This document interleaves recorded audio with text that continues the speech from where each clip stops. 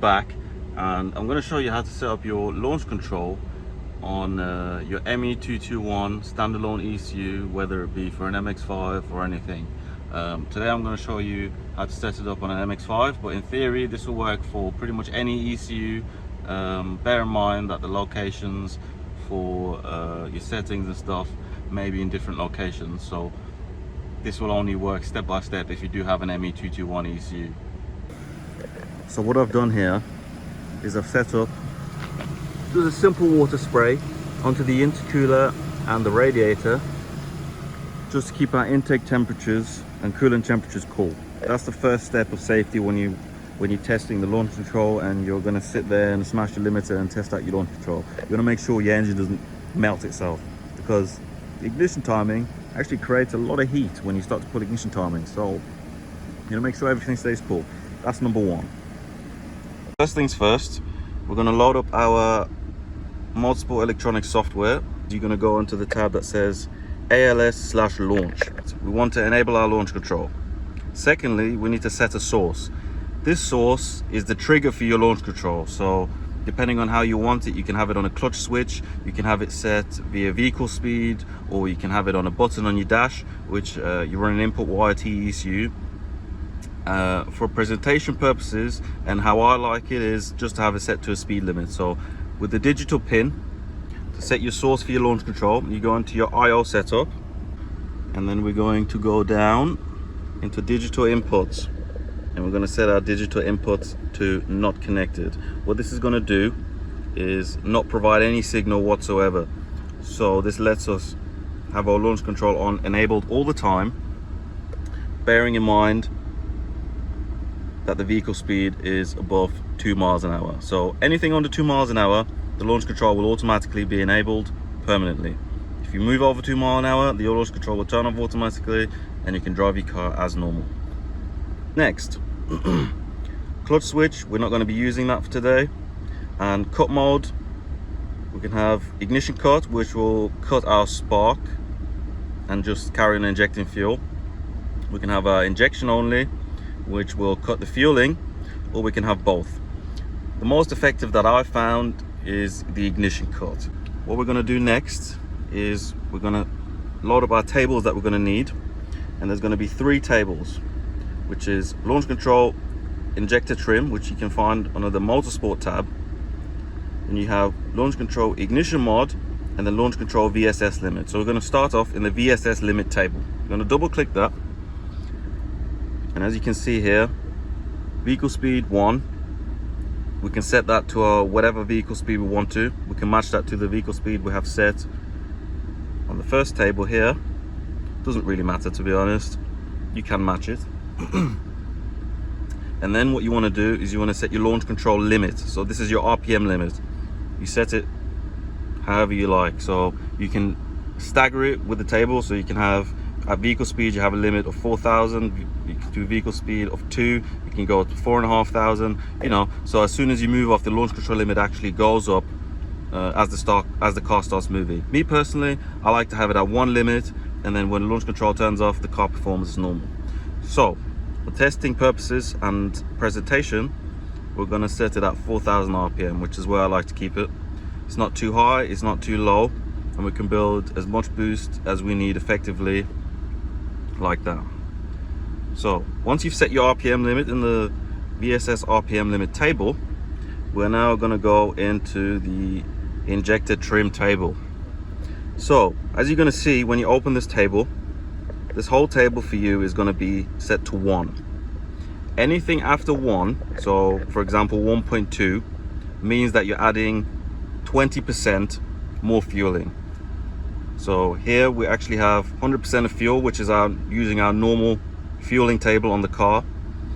Now we have 120% fuel, so we get an extra 20%. Then here again we're getting another 25%, and then here we get another 50%. So we get 150% worth of fuel at 4,200 RPM, and at 3,600 RPM we're getting 125% of fuel that we normally have in our fueling table. Since our RPM limit is set between these two numbers, which you can rescale this table if you like to, there's not really any need to for me personally. it will basically make an adjustment for having them in between, if that makes sense. It will give an average between the two numbers for the middle point that we're using. So what we want to do is, as we set our RPM limit, we want to actually inject more fuel so we can have a higher exhaust gas temperature with more fuel going to the exhaust. Just injecting fuel by itself is not going to do too much, and that means we're going to have to mess with the ignition timing, which I'm going to show you now as well. Going into the ignition mod table, launch control ignition mod, also everything under the motorsport tab. We're going to go our ignition mod table, and this table will be set at 0, which means it's just going to reference our ignition table on our normal map.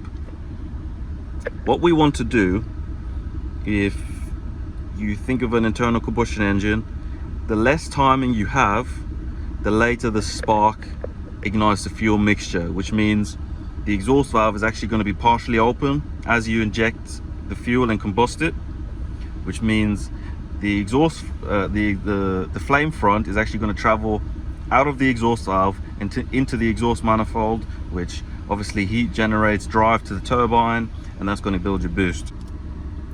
So now we're at 0. Now you're going to hear the difference between the launch control and how much boost it builds and how quick it actually builds that boost. So if you have a look at our manifold pressure, the rev limiter is still the same at 4,000 RPM.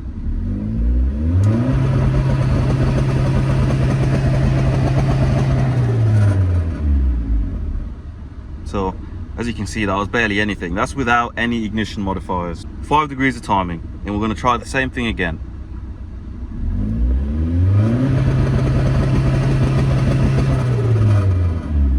Just a little bit more, maybe 5 on the kPa scale, not really a lot. Then we're going to try this again.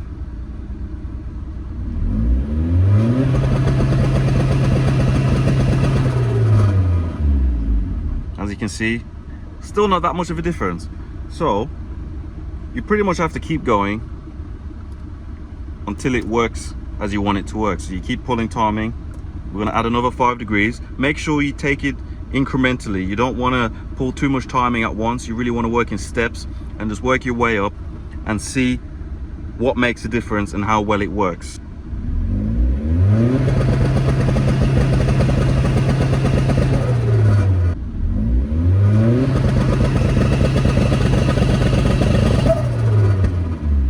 As you can see, we're slowly going up in the boost that we're building, and we don't have to worry about our temperatures because we have our water spray. So our coolant temperature and our intake air temperature stays nice and cool while we do this kind of testing.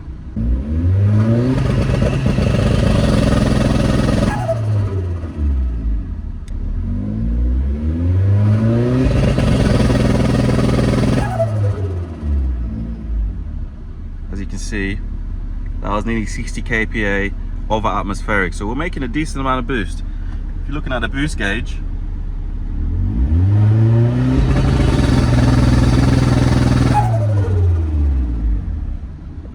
making nearly 10 psi just off the line like that. Next, we're going to move onto our fueling table. So you want to work in steps. What I'm doing here is I'm adding 25% more fuel, which is the 0.25 after the warm. And then we're going to try the same thing again and see how that performs.